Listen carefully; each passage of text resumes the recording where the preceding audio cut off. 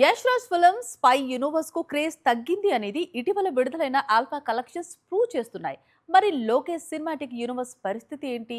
తమిళ దర్శకుడు లోకేష్ ఈ universe creator. Allu Arjun చిత్రం కోసం బ్రేక్ ఇచ్చాడా లేకపోతే పూర్తిగా పక్కన పెట్టేశాడా?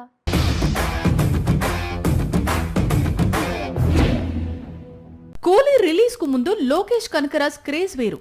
ఖైదీ, మాస్టర్, విక్రమ్, లియో లాంటి చిత్రాలు లోకేష్ ను స్టార్ డైరెక్టర్ ను చేశాయి. తన పేరు మీద క్రియేట్ చేసిన యూనివర్స్ క్రియేట్ చేసి ఈ తమిళ దర్శకుడు సృష్టించిన సంచలనాలు అన్ని ఇన్ని కావు. అయితే కొంతకాలంగా తన యూనివర్స్ కు దూరంగా సినిమాలు తీస్తున్నాడు లోకేష్. దీంతో అసలు యూనివర్స్ ఉంటుందా లేదా క్లోజ్ అయిందా అనే డౌట్స్ రైజ్ అయ్యాయి.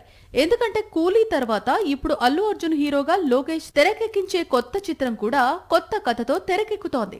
దీంతో ఎల్సీయూ పై డౌట్స్ రైజ్ అయ్యాయి. పైగా లోకేష్ హీరోగా మారుతూ వరుసగా సినిమాలు చేయాలనుకుంటున్నాడు. అల్లు అర్జున్ తో చిత్రం తర్వాత తన యూనివర్స్ నుంచి చిత్రాలు క్యూ కడతాయని లోకేష్ చెబుతున్నాడు.